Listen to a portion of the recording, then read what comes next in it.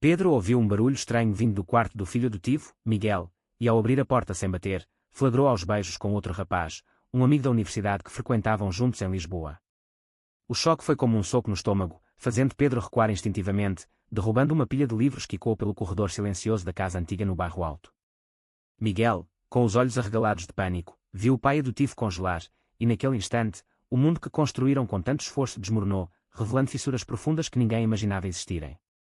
Pedro, um homem de 50 anos, professor de História na Universidade de Lisboa, sempre se orgulhou da família que formara com a esposa, Ana, uma enfermeira dedicada no Hospital de Santa Maria. Eles adotaram Miguel quando ele tinha apenas 5 anos, resgatando-o de um orfanato em Porto após anos de tentativas frustradas de engravidar. Miguel cresceu como um filho perfeito, bom aluno, responsável, envolvido em atividades esportivas e voluntariado. Mas agora, aos 18 anos, essa revelação abalava tudo. Pedro sentiu uma mistura de raiva, confusão e dor, questionando se falhara como pai. Ele saiu do quarto sem dizer uma palavra, trancando-se no escritório, onde passou a noite revisitando memórias, tentando entender onde errara. No dia seguinte, Ana notou a tensão no ar. Pedro, com olheiras profundas, contou-lhe o que vira. Ana, mais aberta e compreensiva, tentou acalmá-lo. Ele é nosso filho, Pedro. Isso não muda nada. Mas para Pedro, mudava tudo. Criado numa família conservadora no interior de Portugal, onde a igreja ainda ditava normas sociais, ele via a homossexualidade como um desvio, algo influenciado pelo ambiente liberal da capital. Ele decidiu confrontar Miguel, marcando uma conversa familiar à mesa do jantar. Miguel, nervoso, sentou-se com as mãos tremendo, sabendo que o momento chegara.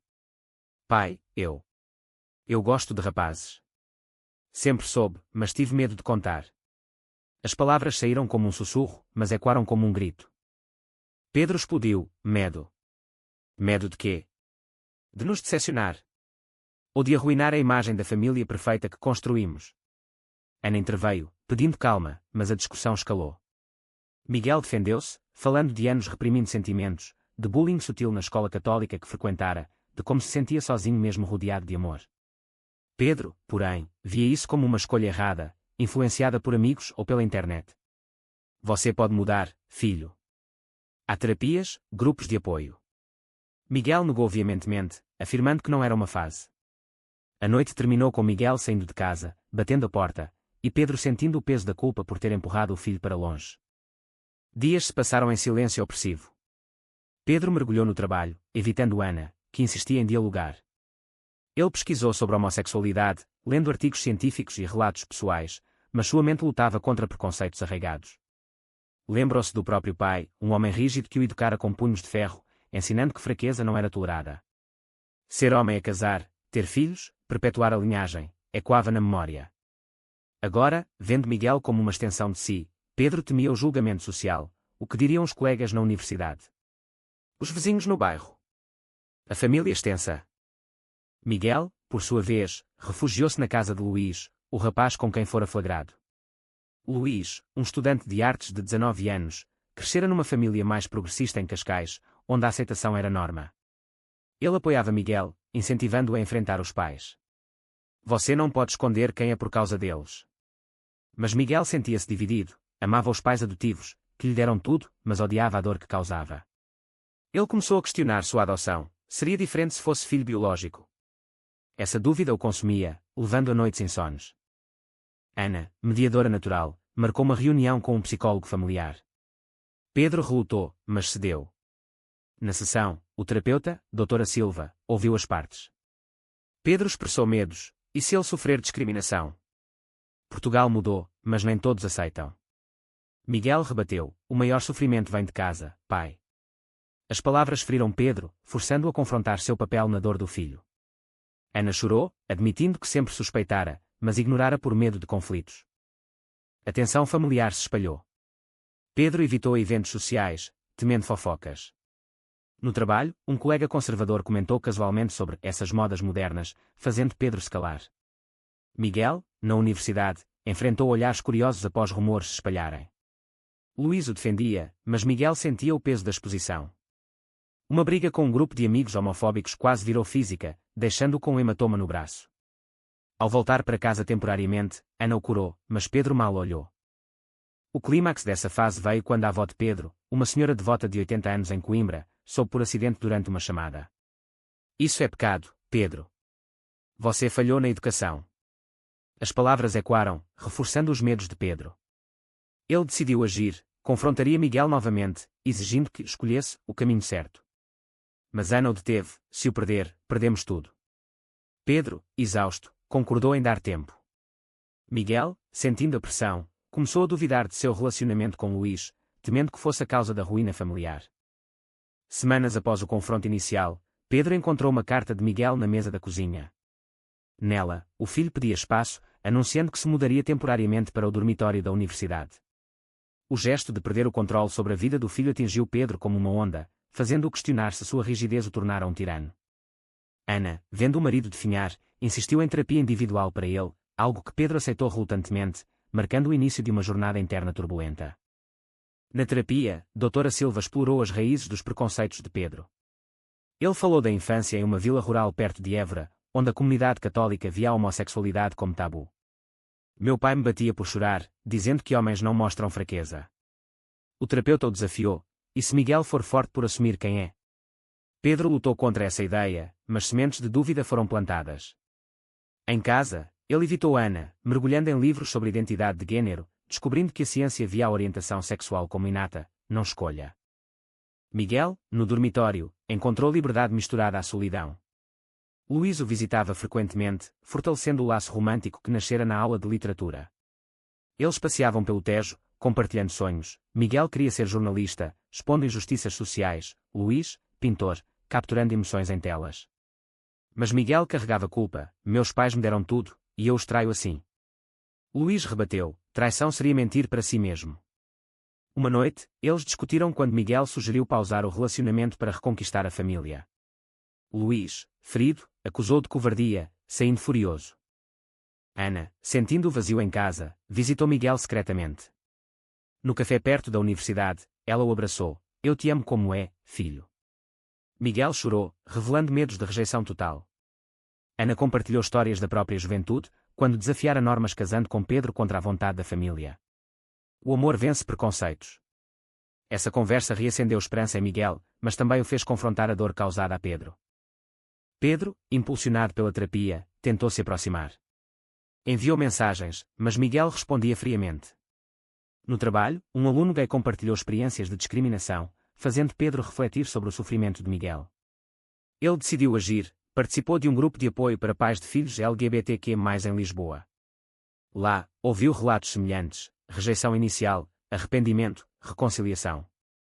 Uma mãe contou como perdera o filho para o suicídio por falta de aceitação. Isso abalou Pedro, forçando-o a encarar o risco real. A tensão escalou quando rumores chegaram à família extensa. O tio de Pedro, um empresário conservador em Faro, ligou furioso: você deixa isso acontecer? Desonra a família. Pedro defendeu Miguel pela primeira vez: ele é meu filho, não me desonra. Mas internamente, duvidava. Ana o apoiou, mas discutiram quando ela sugeriu convidar Luís para jantar. É cedo demais, rebateu Pedro. Miguel, pressionado, cometeu um erro: em uma festa universitária, bebeu demais e brigou com Luís publicamente, acusando-o de complicar sua vida. Luís, magoado, terminou o relacionamento: não posso ser seu segredo. Miguel, devastado, voltou para casa no meio da noite, batendo à porta. Pedro abriu, vendo o filho desfeito. Em vez de repreender, abraçou-o: volte para casa, filho. Foi um momento de trégua, mas frágil. Dias depois, a família tentou reconstruir. Jantares tensos, conversas superficiais. Pedro evitou o tema, focando no cotidiano. Mas Miguel precisava de mais: pai, você me aceita ou tolera? Pedro hesitou, admitindo luta interna. Ana mediou, sugerindo viagens familiares para reconectar. Eles foram a Sintra, onde passeios pelos palácios evocaram memórias felizes. Lá, Miguel abriu-se sobre bullying na infância, como se sentia diferente. Pedro ouviu, sentindo culpa por não notar. O conflito ressurgiu quando um vizinho conservador confrontou Pedro na rua: ouvi sobre seu filho. Que vergonha! Pedro explodiu, defendendo Miguel: vergonha é a sua ignorância. Mas em casa, desabafou com Ana: e se ele estiver certo? E se formos julgados para sempre? Ana rebateu: melhor julgado por amor do que por ódio. Miguel, reconectando com Luís, pediu perdão. Luís aceitou, mas com condições: seja honesto com sua família. Miguel prometeu. A pressão social aumentou. Na universidade, um professor homofóbico o reprovou injustamente, alegando distrações. Miguel lutou, apelando à reitoria, vencendo com apoio de colegas. Isso o empoderou, mas destacou desigualdades em Portugal, apesar de leis progressistas. Pedro, vendo o filho lutar, começou a mudar. Leu sobre direitos LGBTQ+, assistiu documentários. Uma noite, confessou a Miguel: estou tentando entender. Miguel, tocado, compartilhou sentimentos: ser gay não é escolha, pai. É quem sou. Pedro acenou, mas o caminho era longo. Meses após a revelação, Pedro recebeu uma ligação da escola de Miguel. Ele fora suspenso por uma briga defendendo um amigo gay de assédio. O incidente, ocorrido no campus da Universidade Nova de Lisboa, envolveu um grupo de estudantes conservadores que o provocaram. Pedro, ao buscá-lo, viu o filho com o rosto machucado, e pela primeira vez, sentiu orgulho misturado a medo, orgulho pela coragem, medo pelas consequências. Por que arriscar tanto? Perguntou no carro. Miguel respondeu: porque cansei de me esconder. Em casa, Ana curou os ferimentos enquanto Pedro processava. A suspensão era um revés, Miguel perdia bolsas de estudo. Pedro, usando contatos na universidade, interveio, argumentando defesa própria. Mas o processo expôs a família, jornais locais noticiaram como um conflito por orientação sexual. Vizinhos cochichavam, amigos distantes se afastaram. Pedro sentiu o estigma social que temia, questionando se valia a pena apoiar abertamente. Miguel, suspenso, passou mais tempo em casa, forçando interações. Ele e Pedro discutiam política, leis de casamento gay em Portugal desde 2010, mas persistência de preconceitos. Miguel desafiava: porque a sociedade ainda julga? Pedro, evoluindo, admitia: porque mudamos devagar. Mas tensões surgiram quando Pedro sugeriu discrição: não precisa exibir. Miguel rebateu: exibir é viver normalmente. Luís voltou à cena, convidado por Ana para um almoço. Pedro, nervoso, apertou a mão dele educadamente. Luís, charmoso, falou de arte, quebrando gelo. Mas Pedro observava, vendo o afeto genuíno. Após, confessou a Ana: ele parece bom rapaz, mas... e o futuro? Filhos, família. Ana rebateu: eles podem adotar, como nós. A família extensa reagiu mal. A avó de Pedro, em visita, confrontou Miguel: isso é contra Deus. Miguel defendeu-se calmamente: Deus me fez assim. A discussão escalou, com Pedro intervindo: mãe, respeite meu filho. Foi uma traição aos olhos da avó, que partiu magoada, cortando contato. Pedro sentiu a perda, pagando o preço da lealdade a Miguel. No trabalho, Pedro enfrentou backlash. Um colega o evitou em reuniões, alegando valores diferentes. Ele debateu abertamente, defendendo diversidade, ganhando aliados mas perdendo promoções. A pressão levou a crises de ansiedade, medicadas secretamente. Ana notou, apoiando: você está mudando para melhor. Miguel e Luís aprofundaram o laço, planejando viagens. Mas Miguel duvidava: e se minha família nunca aceite totalmente? Luís incentivava: dê tempo. Uma traição veio quando um amigo de Miguel espalhou fotos íntimas, não explícitas, online, expondo o casal. Miguel, humilhado, culpou-se. Pedro, ao saber, agiu, contatou autoridades, usando leis de privacidade. Ninguém machuca meu filho impunemente. O incidente uniu a família. Ana organizou uma reunião: precisamos nos unir. Pedro admitiu erros: eu te julguei, filho. Me perdoe. Miguel chorou: eu te amo, pai. Mas feridas persistiam. Luís, incluído, compartilhou sua história, rejeitado pela família aos 16, vivendo nas ruas antes de se reerguer. Isso humanizou para Pedro. Alta tensão veio em um evento familiar em Porto. Primos zombavam de Miguel sutilmente. Ele confrontou: se não aceitam, vão embora. Pedro apoiou, expulsando os ofensores. A família se dividiu, com alguns cortando laços. Pedro sentiu o custo, isolamento social, mas ganhou respeito de Miguel. Internamente, Pedro lutava com moral, era certo desafiar tradições. Ele rezava na igreja local, buscando respostas. Um padre progressista o orientou: amor é o mandamento maior. Isso aliviou, mas dúvidas permaneciam. Miguel, empoderado, juntou-se a ativismo LGBTQ+ em Lisboa, marchando em paradas. Pedro assistiu de longe, orgulhoso mas temeroso por segurança. Uma ameaça anônima chegou por e-mail: forçando Miguel a pausar. Vale a pena? Perguntou a Pedro. Sim, se for por justiça. A fase terminou com uma decisão. Miguel propôs morar com Luís. Pedro relutou, mas Ana convenceu, deixa-o voar. Pedro concordou, mas com condições, visitas regulares. Foi um passo para a aceitação, mas o preço era a casa vazia, e quando solidão. Um ano após a revelação, Pedro flagrou uma discussão acalorada entre Miguel e Luís por telefone, ouvindo Miguel dizer: talvez eu não esteja pronto para isso tudo. O medo de perder o filho para as pressões do relacionamento levou Pedro a intervir, marcando uma conversa honesta que revelaria traições profundas e decisões irreversíveis. Miguel, ao saber que o pai ouvira, sentiu-se invadido, mas concordou em dialogar. Na conversa, Miguel confessou dúvidas, o ativismo e o relacionamento o exauriam, somada à culpa familiar. Às vezes penso em fingir ser hétero para paz. Pedro, chocado, rebateu: isso te destruiria. Pela primeira vez, Pedro defendeu a autenticidade, mostrando crescimento. Mas Miguel revelou uma traição: Luís o pressionara a cortar laços se a família não aceitasse totalmente. Ele quer tudo ou nada. Pedro, furioso, confrontou Luís em uma visita. Você não entende o que passamos. Luís defendeu-se: eu sofri mais, sozinho. A discussão escalou, com Pedro acusando Luís de manipulação. Miguel interveio, defendendo o namorado, mas duvidando. Ana, sábia, sugeriu espaço: amor não é ultimato. A pressão social intensificou. Em um debate universitário, Miguel foi vaiado por conservadores.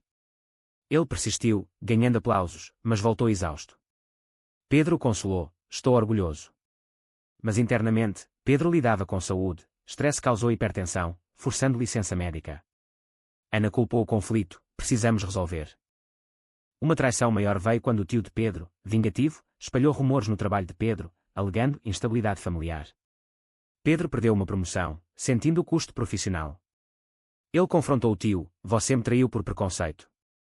O tio admitiu: para salvar a família. Pedro cortou laços, pagando com isolamento. Miguel, vendo o pai sofrer, questionou escolhas. Ele terminou com Luís temporariamente: preciso me encontrar. Luís, devastado, acusou de fraqueza, saindo de cena. Miguel mergulhou em terapia, explorando identidade. Ser gay à parte, mas não tudo. A família viajou a Madeira para reconectar. Lá, caminhadas revelaram verdades. Pedro admitiu medos de perda, Miguel de rejeição. Ana mediou reconciliação. Mas uma ligação de Luís mudou tudo: ele sofrera um acidente de carro, hospitalizado. Miguel correu para Lisboa, Pedro o acompanhando. No hospital, Pedro viu Luís vulnerável, oferecendo apoio: cuide dele, filho. Foi um turning point. Pedro aceitou o relacionamento. Luís se recuperou, agradecendo. Mas Miguel decidiu: vamos devagar. Luís concordou, maduro. De volta, Pedro enfrentou sociedade. Em uma conferência, falou sobre aceitação familiar, ganhando reconhecimento mas críticas. Ele pagou com amizades perdidas, mas ganhou paz interna. Miguel retomou o ativismo, fundando um grupo de apoio. Pedro juntou-se ocasionalmente, surpreendendo. Ana orgulhava-se: viramos aliados. O clímax veio em um confronto final. A avó retornou, doente, pedindo perdão. Eu errei. Pedro facilitou reconciliação, mas Miguel hesitou: aceitação tardia dói. Eles perdoaram, mas com limites. A fase encerrou com decisões. Miguel mudou-se com Luís, Pedro apoiando financeiramente. O preço: casa vazia, mas família mais forte. 2 anos após o choque inicial, Pedro descobriu uma carta antiga de Miguel, escrita na infância, expressando amor incondicional, que o fez chorar ao perceber quanto perder em rigidez. Essa reflexão culminou em uma reunião familiar onde decisões finais foram tomadas, selando transformações irreversíveis. Miguel, agora 20, vivia com Luís em um apartamento em Alfama, trabalhando como jornalista freelance, expondo discriminações. Pedro, aposentado precoce por saúde, dedicava-se a voluntariado em ONGs LGBTQ+. Ele e Ana viajavam, reconectando. Mas tensões residuais surgiam. Em uma visita, Pedro viu Miguel e Luís discutindo finanças, revelando instabilidades. O amor resiste? Perguntou Pedro a Ana. Ela afirmou, com esforço. Miguel enfrentou backlash profissional. Um artigo sobre direitos gays foi censurado por editores conservadores. Ele lutou, processando, vencendo com o apoio de Pedro, que testemunhou. O custo: inimizades no meio jornalístico. Luís, pintando retratos de casais gays, ganhou exposição, mas sofreu vandalismo em uma galeria. Miguel o apoiou, fortalecendo laços. Pedro visitou a exposição, comprando uma obra, para lembrar o quanto mudamos. A família extensa se reconciliou parcialmente, a avó, antes de falecer, abençoou Miguel. Seja feliz. Isso curou feridas, mas destacou danos irreparáveis. Em um jantar final, Pedro toastou, ao amor que nos transformou. Miguel agradeceu, você pagou caro, pai. Pedro admitiu, mas ganhei um filho verdadeiro. A jornada terminou com Miguel propondo casamento a Luís, Pedro aprovando. A cerimônia, simples em Lisboa, uniu todos. Mas reflexões persistiam, quantos sofrem em silêncio? Será que rejeitar a orientação sexual de um filho é um erro moral imperdoável, ou uma reação compreensível moldada pela sociedade?